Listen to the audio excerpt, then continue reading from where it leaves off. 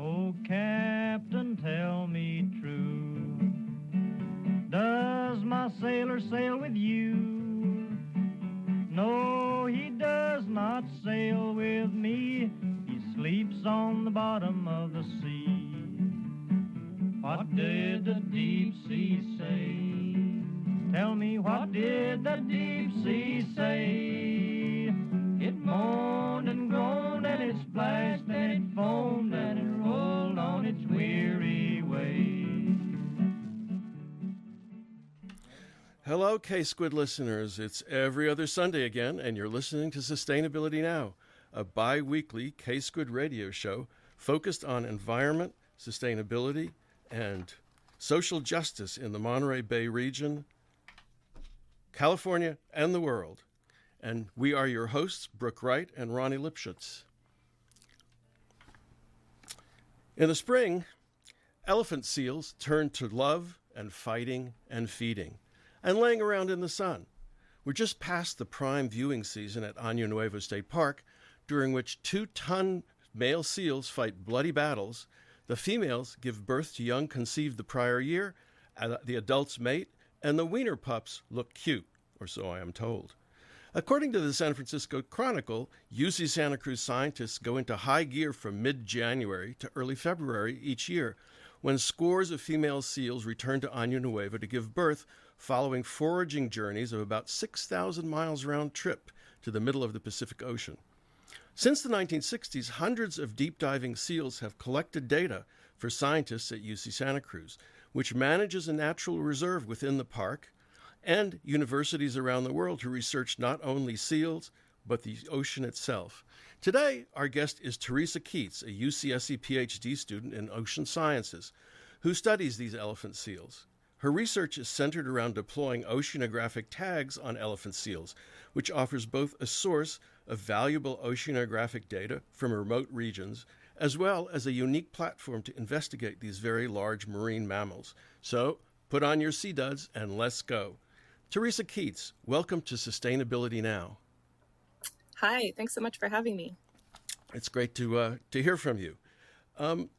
Before we plunge into the ins and outs of elephant seals, let's get some background on you. How did you get into this business and your current line of research? I mean, people don't every day say, I'm going to go study elephant seals.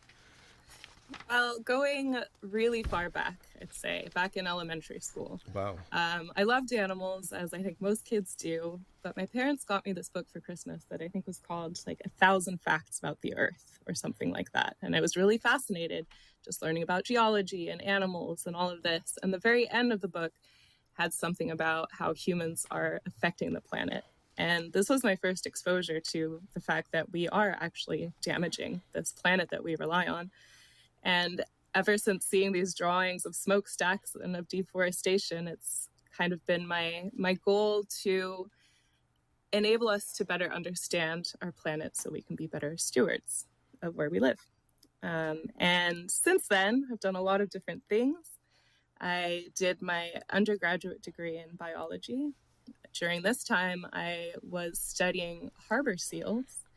I would swab the outside of harbor seal scat to figure out what they ate, and genetically, really glamorous, I can tell you, to understand the interaction between them and salmon fisheries. This was up in the Pacific Northwest.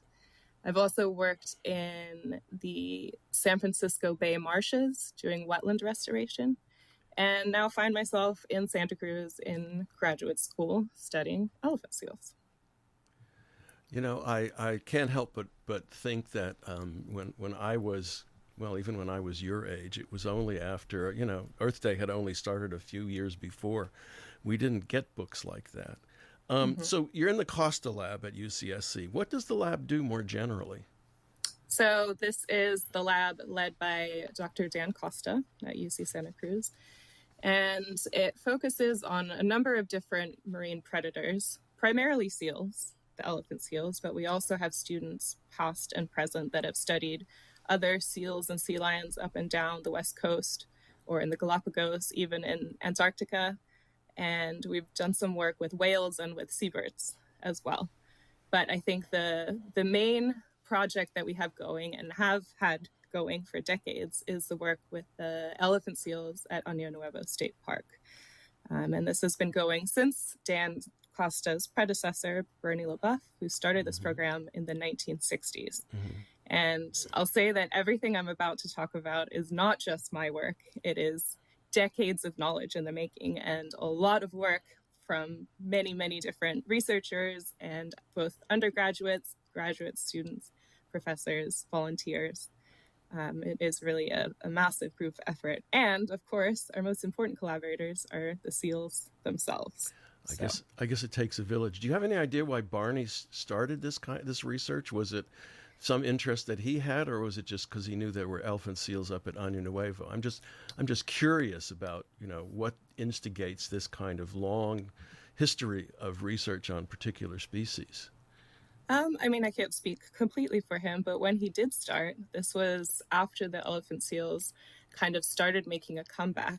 And I think it was a really unique opportunity to study how a population of seals that was so close to extinction once was making a comeback. So when he started in the 1960s, actually no seals were breeding at Año Nuevo on the mainland, just on the island. Oh, okay. So if you go out to the park, you'll see there's an island out there that has a big house out there. They were breeding out there, but not the mainland. And it wasn't until, I think, the 1970s, 1975, that the first pup was born on the mainland in Año Nuevo. And they just took off. The population has grown since then.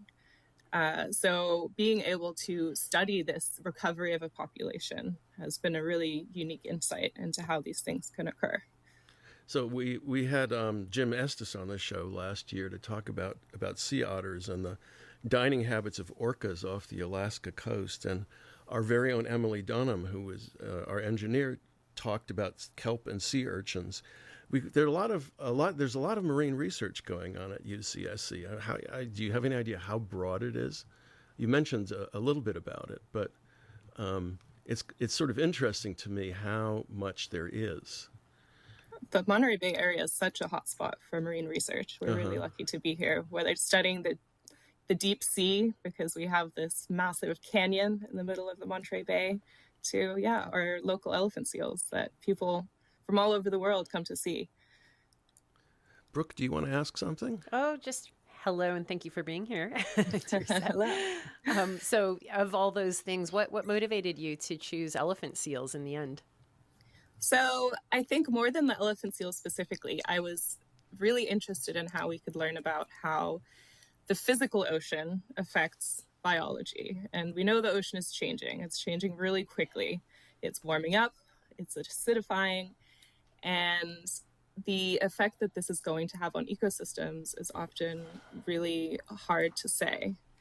And one beautiful thing about working with elephant seals is they can kind of tell us how their changing environment is affecting them.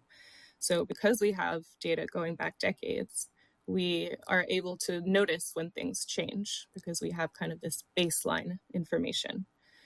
And by studying their relationship to their physical environment, we can better predict how a changing ocean will affect different ecosystems so that we can then better plan for and mitigate the effects that it will have on us, whether it's fishery stocks that are shifting due to changing temperatures or priority regions for protection in the open ocean, like marine protected areas.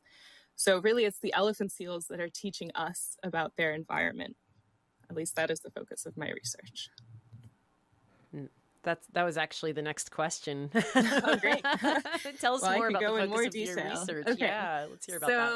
So, similar to, say, a Fitbit or a Garmin watch that a lot of us own, we use miniaturized technology to track these seals. This is why we know that they travel these great distances. And they're also measuring pressure so we can tell how deep they're diving.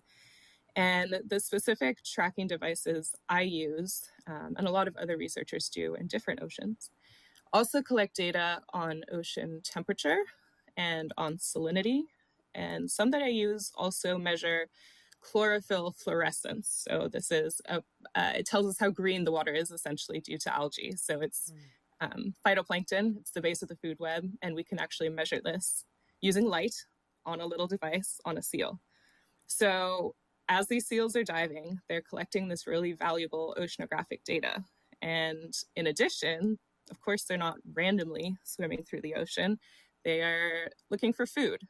So by combining these insights, so using that oceanographic data along with the seal behavior, we can learn something that our technology itself could never tell us, which is where is the food in relation to these oceanographic conditions and how might that be changing? And because they dive so deep, which we'll probably get into some of the amazing feats that elephant seals can do, it's extremely hard to study these ecosystems in other ways. And so it's kind of a dual purpose of understanding elephant seals, and then we get this amazing insight into their environment as well. Do the elephant seals object to this, having these things installed on them? So all of our studies suggest no. Do they notice it at all? We don't know. So, you raise a really important point, because I think anytime you interact with wildlife, you really need to make sure that you minimize your impact, and it needs to be worthwhile what you're doing. The data that we collect needs to go back into protecting the seals and protecting their environment. That's why we collect these data. And we are very lucky with elephant seals being as big as they are. Normal guidelines for putting tracking devices like this on animals is usually don't go above 5% of the animal's body mass. Mm-hmm. These seals are massive. Yeah. So we're at about 0.1% of the body mass of a seal. So that is a very, very small addition. And they're also swimming. So that buoyancy effect comes in. As I learned when I was a small child, I could lift my sister up in the swimming pool. I was so strong. So, the mass is less important when you're swimming. And so it's a very minimal effect, and one that we're continuously studying to make sure that survival is fine, foraging success is unaffected, because that's incredibly important to consider. Yeah. How do you do it? Where do you attach it? So these tags are attached to the head, mostly because they have to communicate with satellites. So when the seal comes to the surface, usually just his head pops up. And the tags get glued to the fur. And this is right before the seals leave to go out to sea again. And when they come back, we remove the tag. And if for some reason they go to a different colony, which they do sometimes, and we will do our best to get there, whether it's the Farallon Islands, whether it's the Channel Islands. If that's not possible, because it's just glued to the fur, they shed their fur in a big molt every year, and the tag will just fall off. So it is always a very limited time that this instrument is attached. You're listening to Sustainability Now, and our guest today is Theresa Keates, a UCSC PhD student in ocean sciences who studies elephant seals. And we were just talking about tagging them as they go off on their extended journeys and the kinds of data that are returned from these electronic tags. Theresa, I did have one question about the tags. You said that the seal is communicating with satellites. Do the tags also store data for later downloading? They do. Oh, okay. So the seals don't spend a whole lot of time at the surface. Yeah. They usually are only up there about 2 to 3 minutes, and then they're diving again. Uh-huh. So the data that get transmitted that we can just log onto our computer and get are usually a summary of what the tag has on board. And when the tag comes back, when the seal comes back to shore and we recover that tag, we are able to download the full record. So it's a combination of both. So there are all kinds of seals out there, all right? Where do elephant seals fit into the family of seals, and how do they differ from the ones we see, for instance, under the Santa Cruz Wharf? So when someone says seal, I think that they're probably referring to either what we call a true or earless seal, or a sea lion, or a fur seal. So we have both sea lions and true seals here. We have a lot of species here. We're very blessed.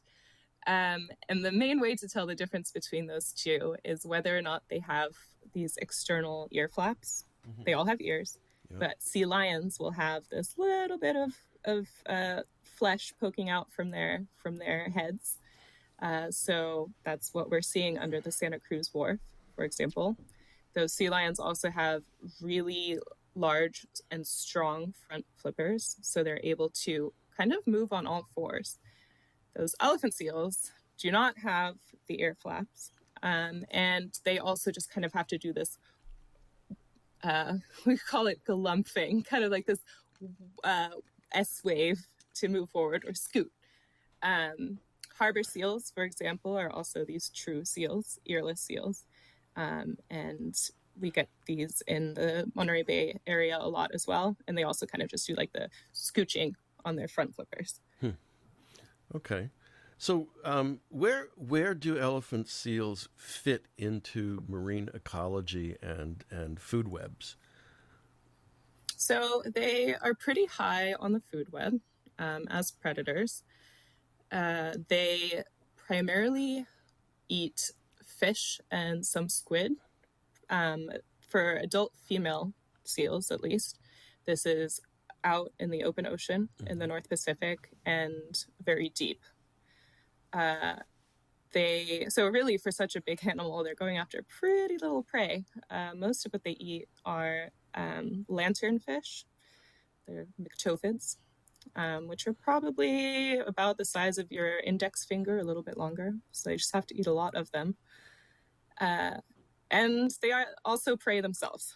And we think that their major predators are white sharks and killer whales. But it is very hard to confirm this, as interactions have been seen sometimes, but usually it's out at sea. And we do see seals come back with some pretty nasty bite wounds sometimes. So, do you lose? I mean, do you lose a lot of the tagged seals as a result of being predated on? Not many. No. Thank goodness. The mortality rate for males is usually higher, which we think is due to the fact that males, instead of going out into the middle of the North Pacific Ocean, tend to stay closer to the coast. So they go up towards Alaska and feed along the Aleutian Islands. And this is a place where you can find a lot more big prey. So the potential benefits are huge. When you're a big male elephant seal, you need a lot of food. You need to get as big as possible, as quickly as you can. Otherwise, you have no chance of reproducing. And the coast is the place to do it.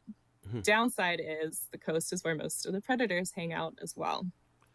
So we kind of see this split strategy in which most males stay close to the coast. So there's lots of good food, but it's also really dangerous. And most adult females head out into the middle of the North Pacific, where they have to eat just a ton of these tiny fish and some squid, but there are fewer predators. And is that the males are so huge? Is that kind of protects them from those predators? Like, how big are they compared to the predators that they're faced with by staying near the coast? That's a really good question. So an adult male is probably about 4 to 5 meters, which is about 13 to 16 feet long. They're also extremely heavy. So think anywhere between like a Honda CRV or a Ford F-150. They are big. And white shark can probably be, I'm not a shark expert, but I think that they can be almost that long. Of course, we got a lot of juveniles as well. And I think with the killer whales, their ability to hunt in groups kind of makes any animal almost fair game. They go after animals much, much bigger than themselves. So just because they're big doesn't mean they're invincible. Yeah. I remember that Jim mentioned, and I can't remember exactly the story, but that orcas, killer whales, were going after. I can't remember. Were they going after otters or were they going after larger prey because of the disappearance of the otters off of the Alaska coast? Is this predation by killer whales something new, or is it or recent because of the changes in species availability, or is that just something that's, as far as you know, has been happening since time immemorial, as they say? On elephant seals? Yeah. You bring up an interesting point because the elephant seals were what was almost extinct at the turn of the century. From human predation. Yes. Right? Yeah. Yes. But then the killer whales wouldn't have had them to Right. feed on. So probably not time immemorial, but probably the last many decades. I don't think very much has changed in terms of the elephant seal distribution or abundance. Well, why don't we turn now to the actual characteristics of the elephant seals? I mean, the males are noted for their large noses. Is that only a male characteristic? And what are those noses for? I don't know what to call them, trunks, whatever. We usually call it a proboscis. Oh, right. Okay. But nose is perfect. Yeah, that is very characteristic of adult male elephant seals, and it kind of grows as they mature. Females don't have them as much. They have like a little bit of an elongation, but not nearly that large. And in terms of what their function is, we don't fully know. They seem to kind of get in the way a lot, but I think the best hypothesis right now is that it aids possibly in sound production. So adult males make a lot of noise during the breeding season to express dominance and control their harem of females. Yeah. But we don't really know. It's not a secondary sexual characteristic then, or well, how's it regarded? Maybe, but the way we understand the breeding system of elephant seals is females' goal is to just have a pup every year, make sure your pup survives. Then, in terms of evolution, you've been successful. And what they do is just choose the best beaches for that to happen. Mm-hmm. And whoever controls that beach, whichever male is dominant at that beach, will mate with the females there. So we think that the females aren't really choosing the male partners. They're more choosing, where do I want to give birth? But it, maybe it does work as a intimidation factor between each other.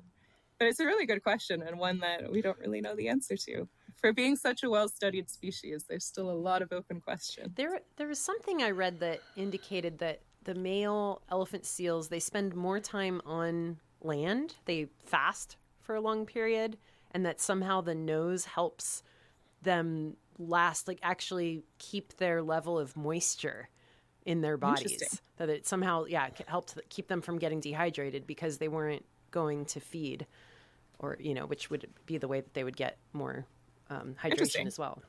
Yeah, I don't have a good answer for you. One theory. Yeah. I forgot what I was going to ask, but let me ask. So one male dominates a beach, and how do they figure out, or how do they decide, or how is dominance established? So this is part of what they're so well known for, I think. And if you visit especially in February, you'll see a lot of this going on. Well, let's say January or February. So they establish this social hierarchy amongst each other by fighting initially. So these really old adult males will have this very pink-looking chest, and that's all just scarring from fighting each other. They'll kind of rear up in the sand and slap forward and hit the chest of the rival male and bite each other, and it can get really rough.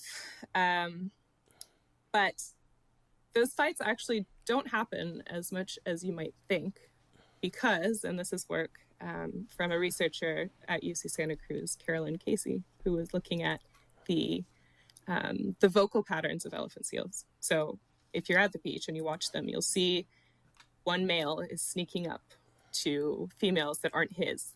The dominant male notices. He rears his head up and he calls, first of all. It's just like the warning. Yeah. And usually this stranger male that's coming up will hear that and be like, nope, turn around, leave. And it turns out that they recognize each other individual basis based on their calls. And they remember if they've had interactions with that seal before. So this rival male that's coming up hears that big one call, remembers, oh, 2 weeks ago I got beat up by him. Nope, not going to do it. Turns around and leaves. So they're able to avoid a lot of the actual physical altercation, which takes a ton of energy. And they're so heavy. Imagine trying to move that amount of mass over a beach. They can move a lot faster than you probably think. However, especially when they're fasting, you don't want to waste that energy. So there might be more fights at the beginning of the season while they kind of figure out, who's dominant, and whose beach is, or which beach belongs to who. And then they can kind of keep control by that, kind of the social standing that they've established, which can last several years too. They can be remembered from previous years. What's the ratio of males to females then? In terms of numbers? Yeah. I think initially, in terms of pups being born, it's very similar. But males have a shorter life expectancy than females, probably because of that higher risk that they undergo while at sea.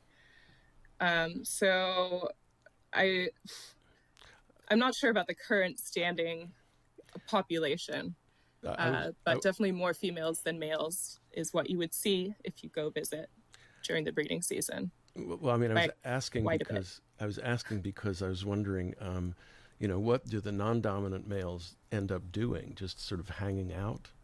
Yeah, really good question. It turns out that if you are born a male elephant seal, your chances of actually reproducing, of being like this beachmaster dominant male, are extremely slim. About, or even less than 1% of all males born ever reproduce. It's bizarre. So yes, a lot of them just kind of hang out, or they'll just keep trying, and eventually they'll be big enough and strong enough to make it. But during the breeding season, you will see a lot of males that kind of just are a little further away from the action and hanging out. They know it's not their year. They know they're not big and strong enough, so they just kind of rest.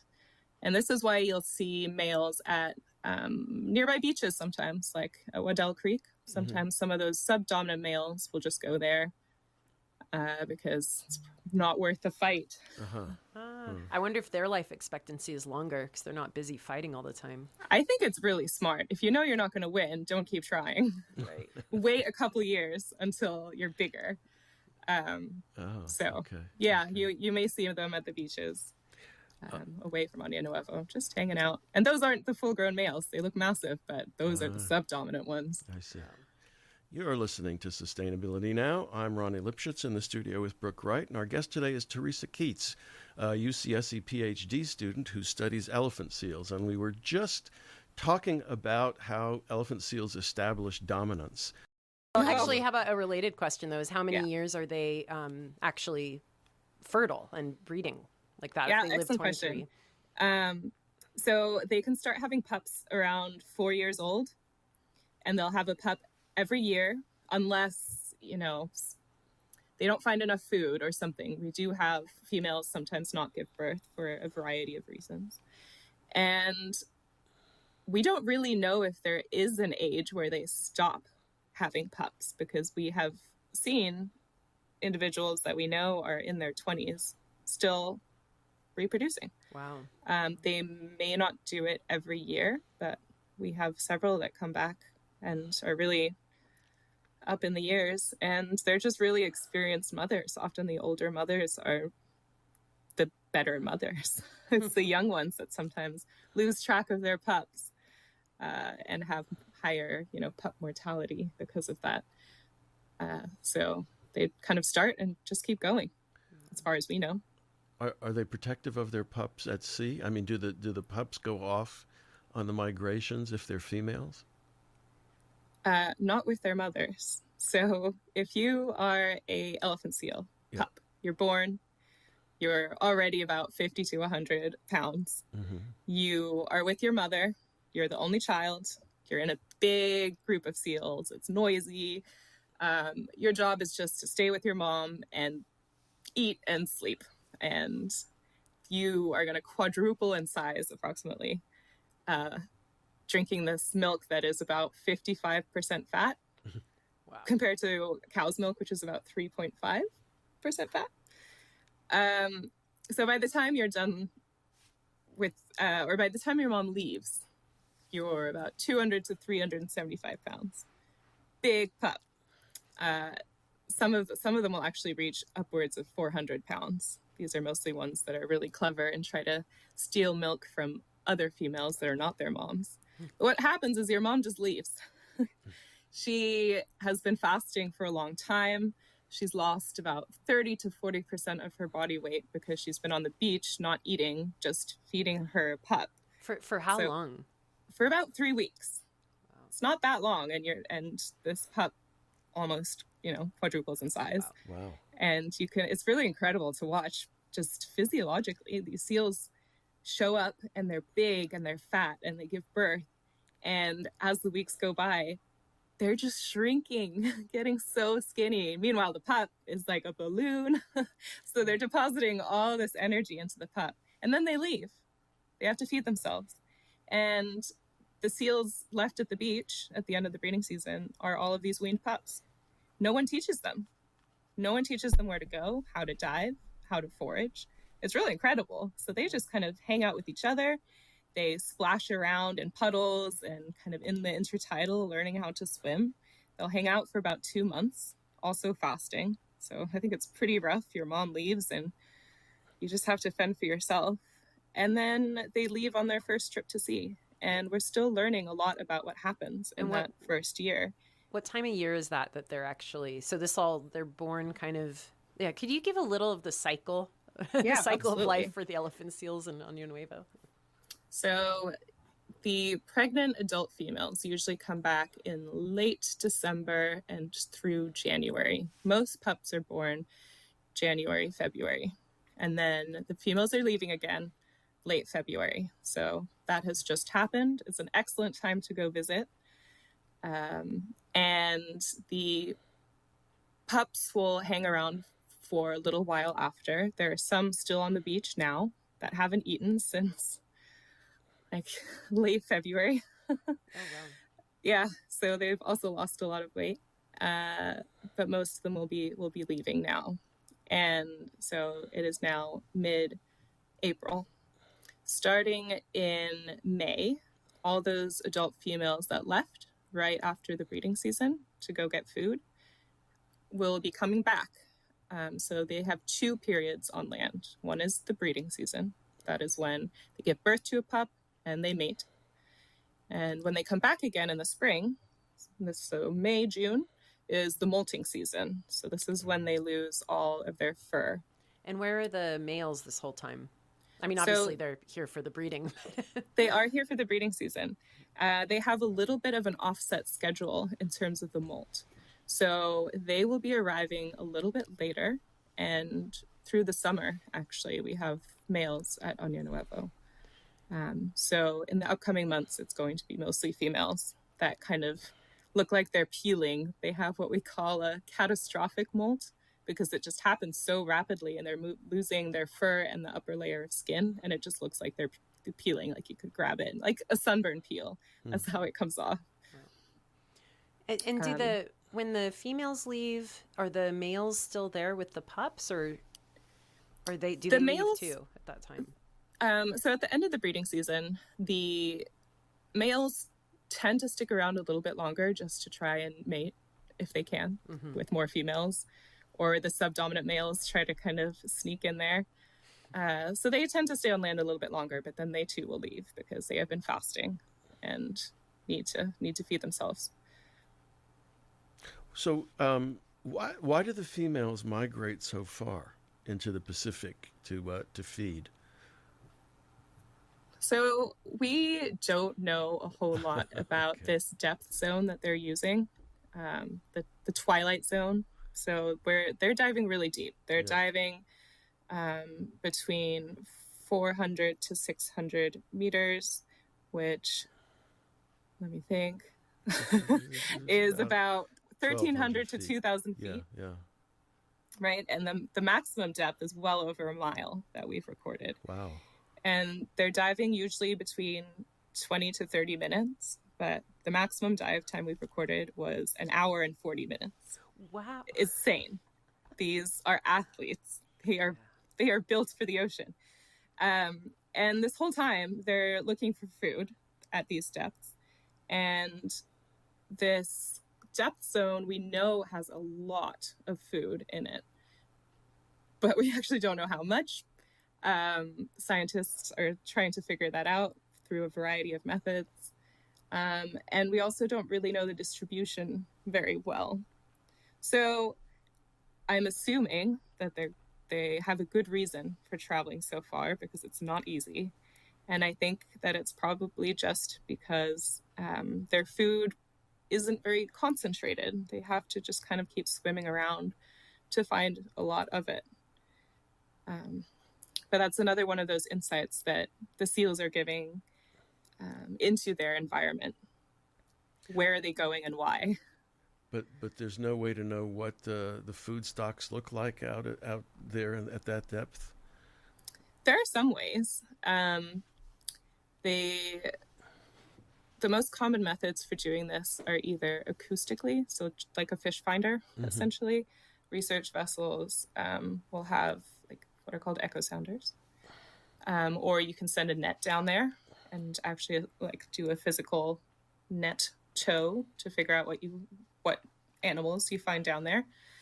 But all of these are very limited in space and time and have flaws too. If you're trying to catch animals, a lot of them will swim away from your net. There's this whole discussion that everything that's based on nets might be an underestimate because, a fish can see it coming and swim away.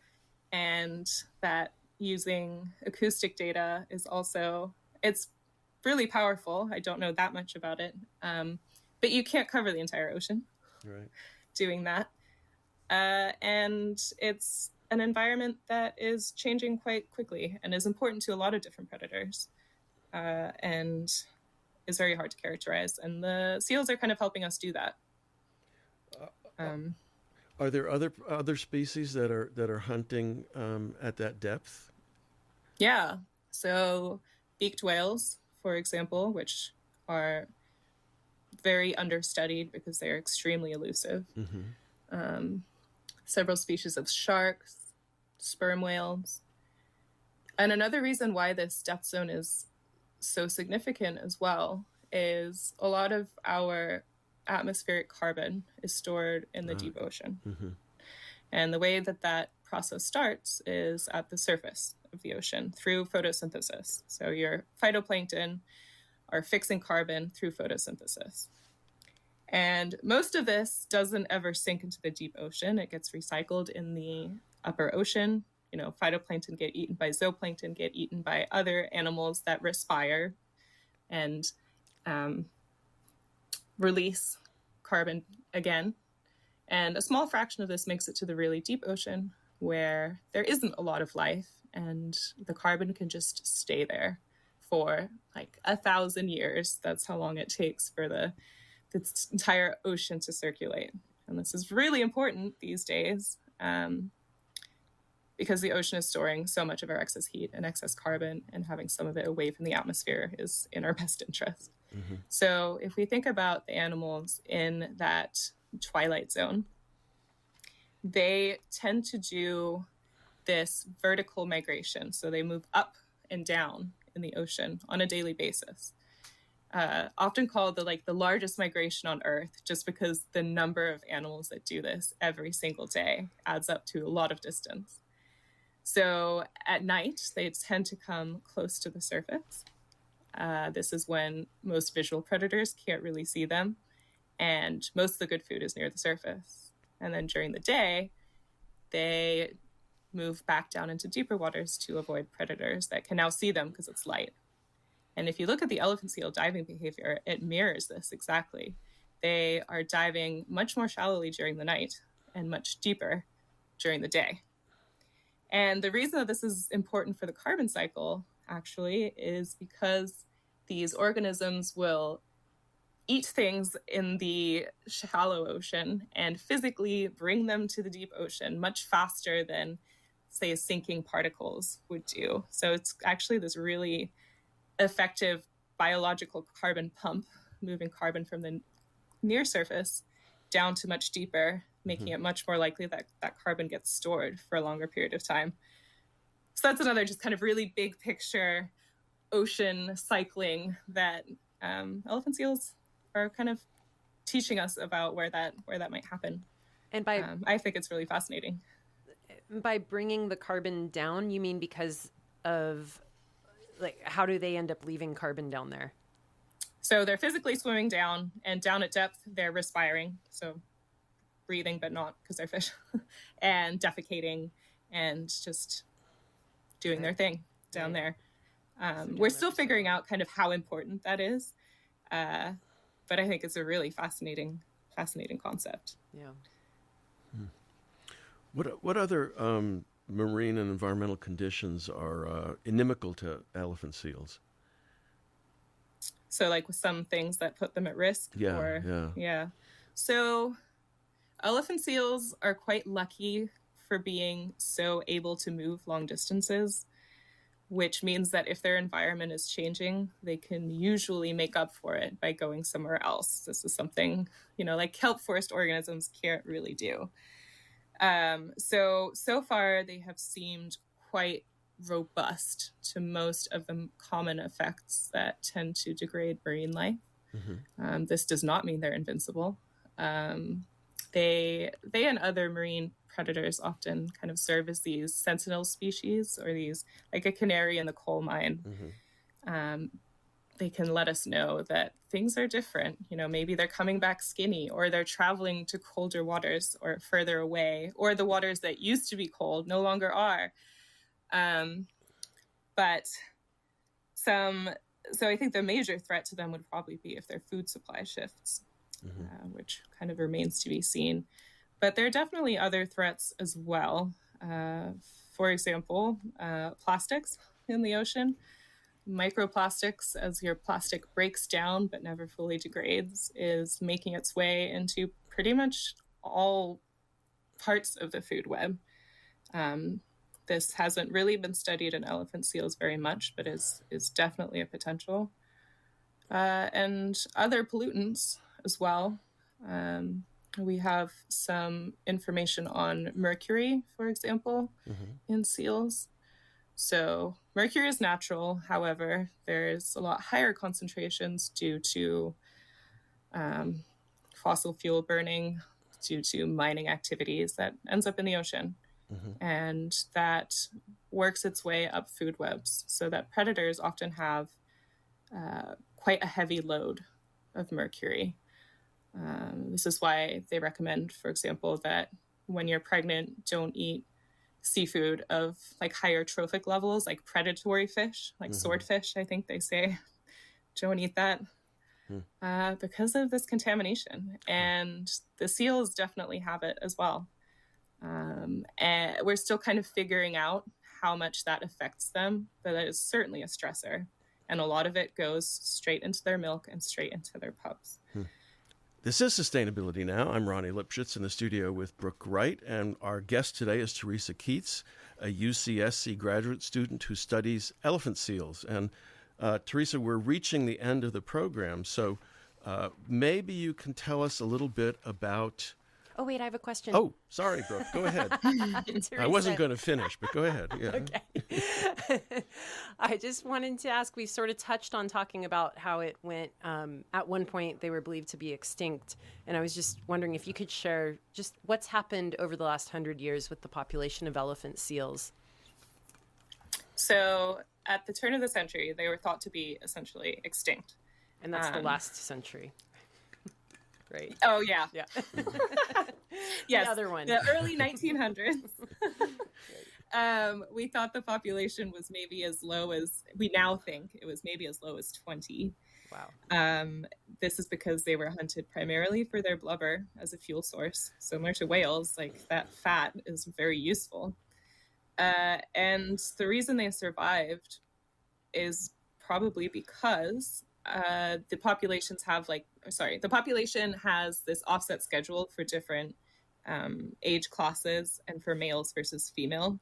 So we mentioned that, the males come back to molt a little bit later than the females. So when the scientists or the explorers back in the really early 1900s thought they were extinct, there were probably still some seals at sea. And once the hunting was banned, the hunting for blubber, they were able to make a really rapid and remarkable comeback. So it was really just changing the laws and no longer exploiting the population that allowed them to explode. And now the worldwide population is somewhere between 210 and 230,000 seals. At Año Nuevo, it's about 10,000, with about 5,000 seals at the beach at any one time at peak. Wow. Just a lot of seals right in our backyard. And is it just kind of in a stasis? Like, has it been the same levels for a few decades now, or is it still growing, or what do you see in the last, let's say, 30 years? I think it's kind of petered out a little bit, but we still see them extending to new areas, which is kind of the sign of population growth. For example, there's what is looking to be a new colony up at the Lost Coast, away in Northern California. Wow. There used to not really be elephant seals there, but every year there's more. They've started breeding, so that might be the next big place. So they are still growing. Mostly, I think we see that in terms of their spreading out to new areas. And is there a downside to too many? Is it ever a bad thing that there's too many elephant seals?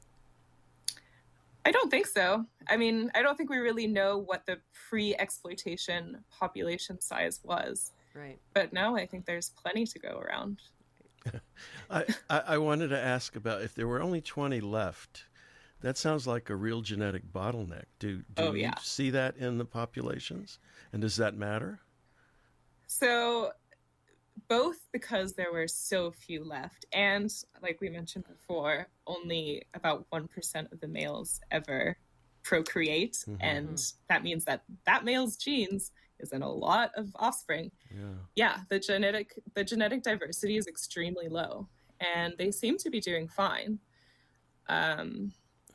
Given a lot of time, evolutionarily, they will get some diversity back. Right. It does mean they're a little bit vulnerable. If some disease were to sweep through the population, for example, it also makes you wonder if they would have. We know them to live about 20 years, but 150 years ago, did they live 40 years because they had more? Excellent point. Yeah, we don't know. So if one is vulnerable to some disease, they're all so closely related, they're probably all vulnerable. So far, so good. Mm-hmm. But yes, it definitely puts a population at a disadvantage to be so genetically similar to one another.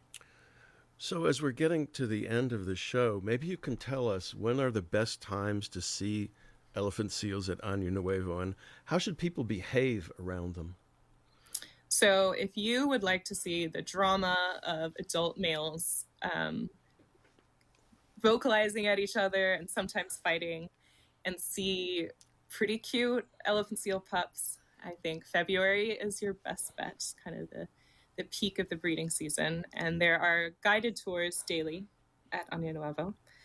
And then really any time that you go, you will probably see some seals. The other peak is this molting season.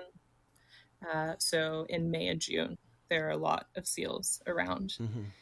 And we mentioned before that you might encounter a seal at, say, Waddell Creek or something. And I just want to emphasize the point that we are lucky to share our home with these animals. It is their home too.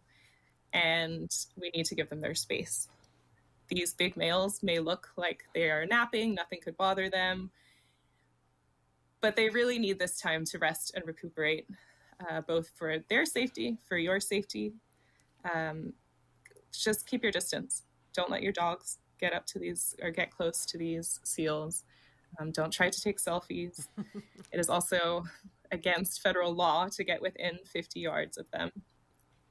Respect them, appreciate them, from a distance. And I'm sure you'd rather see wildlife doing its wildlife thing rather than scared wildlife because you're stressing it out. At Año Nuevo, the docents are very, very careful in terms of making sure you're not too close. You can take your photos, you can enjoy the seals, and no, don't scream or run around. But I think importantly, it's just if you see wildlife, let wildlife be wildlife. It must be very hard for children to not run around screaming when they see elephant I mean, seals. And some adults. The children elephant seal are screaming a lot. So yeah. I guess so, yeah. That's fine. Don't approach wildlife for their sake and for your sake. As the last point, you said you wanted to tell our audience what we can do to help protect our oceans. So I'm going to give you liberty to talk about that. Thank you. Going along with just, respecting these animals, seals, and any other wildlife that we share our home with, how to make this home still be a home for them in the future. And I know this is probably preaching to the choir to your audience, but just things we can do to be better stewards here in the Monterey Bay area and also on this planet. Reducing your carbon footprint is something that will benefit pretty much everything. And a thing that I think we can do locally that will make a difference is like reduction of single-use plastics, for example. Plastics never go away. On the time scales of any importance to us. And a lot of it ends up in the ocean. And picking them up off the beach is great, but we really also just need to use less of it. And lastly, I'd say when it comes to, trying to maintain a healthy planet for the future is to vote if you're able. If there are any issues that you care about, whatever the issues are, make sure that is reflected in your elected representatives. That is what they're there for. And we're very lucky to live where we live with all this amazing natural richness around us. And I just hope that we can maintain that for future generations. Well, thank you, Theresa, for being our Theresa. guest on Sustainability Now. Thank you so much for having me. Where can our listeners learn more about your work? So the Costa Lab at UC Santa Cruz has a website that you can find if you Google it. Otherwise, I also sometimes tweet about my research, which you will also find if you Google my name. And I think, there's a lot of really cool research coming out of both our lab and UC Santa Cruz in general that you can learn about through the UCSC news resources as well, which are really great. As a reminder, shows from the 5 to 6 p.m. Sunday slot are rebroadcast the following Tuesday mornings from 6 to 7 a.m. If you'd like to listen to previous shows, you can find them at ksqd.org/sustainabilitynow. And you can find them on Spotify, Google Podcasts, and Pocket Casts, among other podcast sites. So, thanks for listening, and thanks to Emily Donham for helping today with sound engineering and all the staff and volunteers who make KSQD your community radio station. And so, until next every other Sunday, Sustainability Now. Oh, Captain, tell me true. Does my sailor sail with you? No, he does not sail with me. He sleeps on the bottom of the sea. What did the deep sea say? Tell me, what did the deep